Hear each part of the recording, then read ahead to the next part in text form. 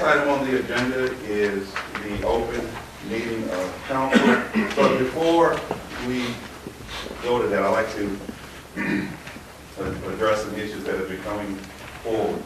So just bear with me until I read this. Over the last several months, City Council has taken proactive measures to address the city's continued viability, vitality, and most importantly, its continued fiscal health. Recently, City Council voted to roll back the income tax credit given when economic times were much better for a period of 18 months. Yes, on December 31st, 2011, this tax credit rollback will expire. Hopefully, and with some good fortune, we may be able to revisit the rollback once we obtain information regarding the city's revenues and expenses. As you will hear tonight, the Finance Committee will be meeting on a monthly basis with our Finance Director, Joe Filippo, to review the city's finances. All of these meetings are open to the public, and we encourage you to attend. There has been a lot of misinformation circulated regarding how the rollback was handled, so I'd like to take a moment to state the facts. First of all council meetings regarding the budget and rollback were open to the public. However, only a couple residents attended.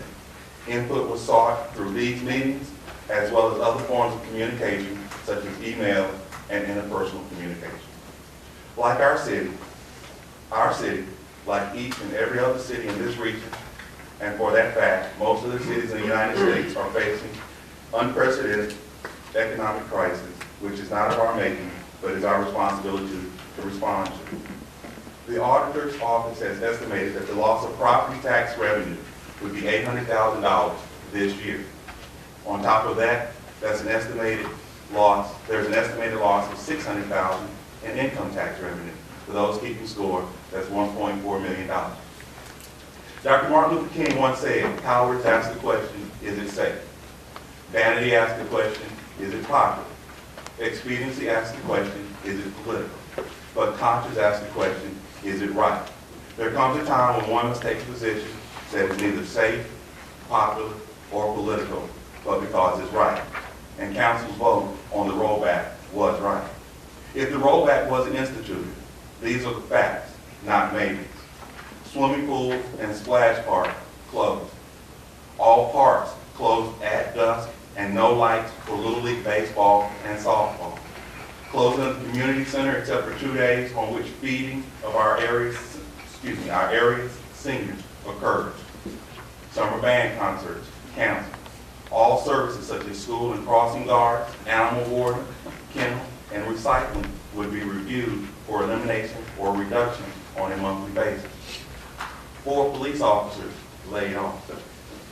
4 service department employees laid off, plus part-time, meaning no abatements done and no picking up of yard waste.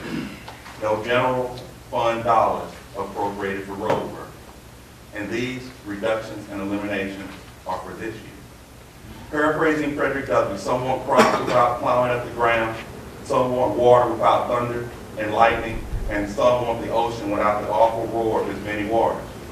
Many have wanted to know what the city and its various departments have done to help weather this current economic crisis, as they have inquired about the rollback, yet this information has been freely and publicly provided.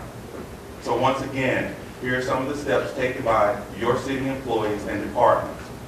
All employees, bargaining and non-bargaining, took a 3.85% cut in pay.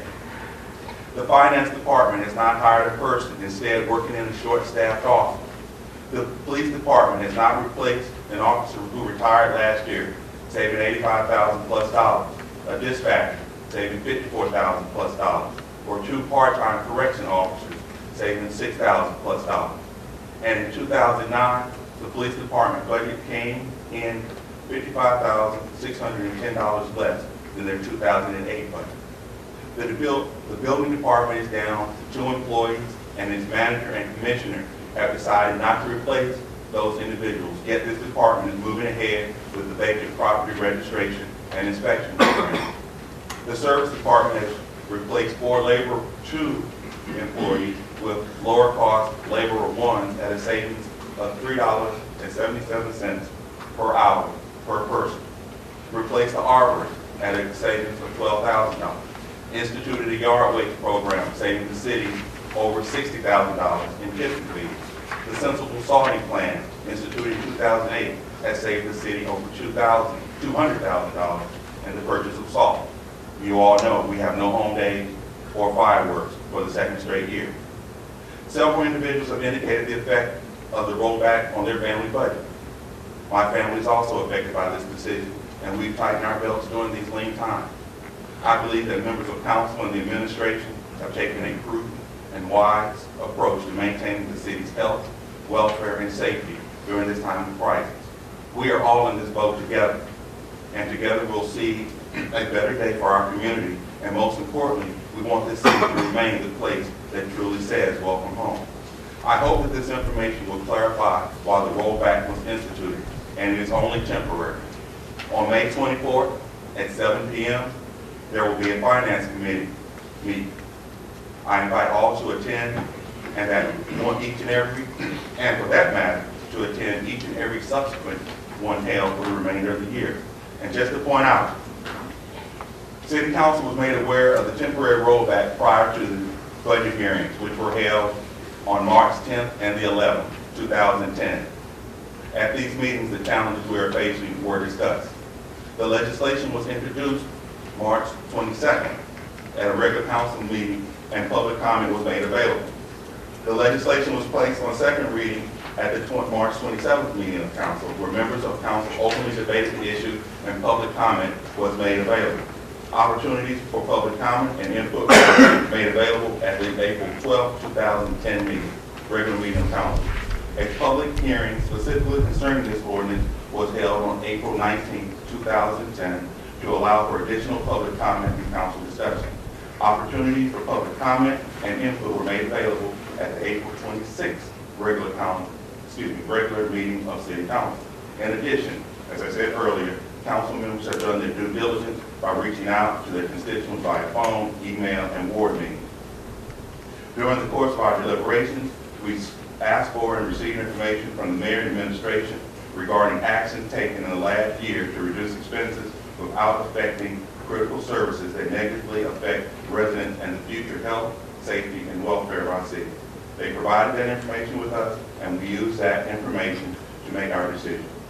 In addition, as I mentioned, our service and safety forces have agreed to waive, treat, and across-the-board pay. So we have the information that has been out there and been publicly available. And I hope that you understand that this was not an easy decision that council arrived at, and we are looking out and we're charged with having responsibility for our cities, your cities, health, safety, and welfare. Thank you.